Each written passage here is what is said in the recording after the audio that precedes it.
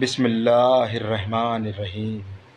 اور پھر ان قریب اللہ تعالیٰ آپ کے لیے ایک ایسا دروازہ کھول دیں گے جس کے بارے میں آپ نے شدید مایوسی کی وجہ سے یہ سوچ رکھا تھا کہ اس دروازے کے کھولنے کے لیے تو کوئی چابی بنائی نہیں گئی ہے۔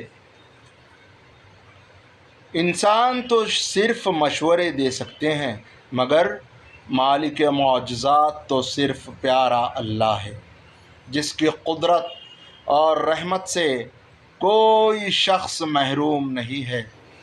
ہمیں اپنی زندگی کے فیصلوں کو اللہ کے ہاتھوں میں چھوڑ دینا چاہیے اور ان کی رضا کے لیے صبر و استقامت سے عمل کرنا چاہیے۔ تمہاری اللہ سے لگائی امیدوں پر اپنی سوچوں کے بند نہ باندھو۔ وہ تو رب کریم رحمان و رحیم ہیں، وہ جس نے تمہیں ان دعاؤں کی توفیق عطا فرمائی ہے، وہی اس چیز کو تمہاری تقدیر کے صفحوں میں شامل کرنے پر بھی قادر ہے۔ بس پورے مخلص دل کے ساتھ اس کی رہنمائی اور اس کا کرم طلب کرتے رہو، وہی تمہارے سب کام سنوار دے گا۔ کس نے کہہ دیا کہ جو چھن جائے وہ واپس لوٹایا نہیں جاتا؟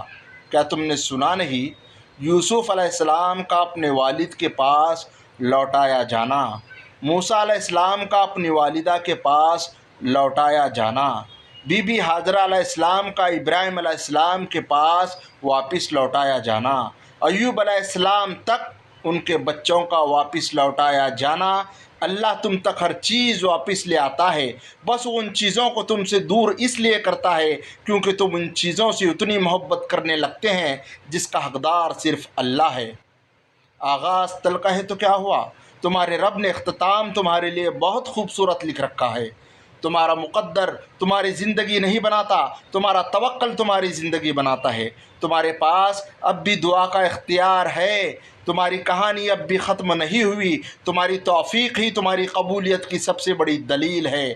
تمہارا صبر گواہ ہے کہ تمہارے لیے کن فیکن لکھا جا چکا ہے اور تمہارے صبر کا صلہ اب تمہیں مل کر رہے گا انشاءاللہ۔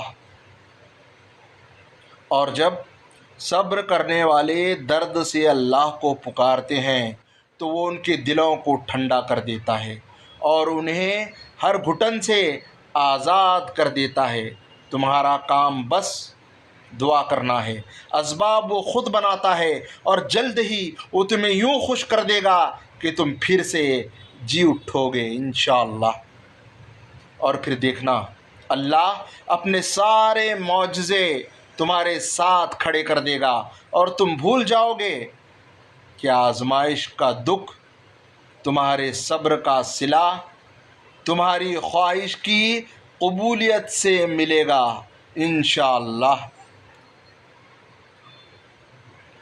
تھوڑا صبر اور یقین رکھنا ضروری ہے۔ دعاؤں کا اثر ہوگا، ضرور ہوگا، اور اللہ کے فضل و کرم سے معجزے بھی ضرور ہوں گے انشاءاللہ۔ جب ہم اللہ کی رضا میں راضی ہوتے ہیں نا، تب اللہ پوری کائنات کو ہمیں راضی کرنے میں لگا دیتے ہیں۔ اس لیے چھوڑ دیں سوچنا، پریشان ہونا۔ معاملات آپ کے دسترس سے باہر ہیں نا، اللہ کے لیے تو کچھ مشکل نہیں۔ اس لیے صبر سے انتظار کریں، اللہ سے شکوے کر کے اپنے صبر اور اجر ضائع نہیں کریں۔ بہت جلد آپ کو آپ کا اجر ملنے والا ہے۔ وہ عطا کرتا ہے اپنے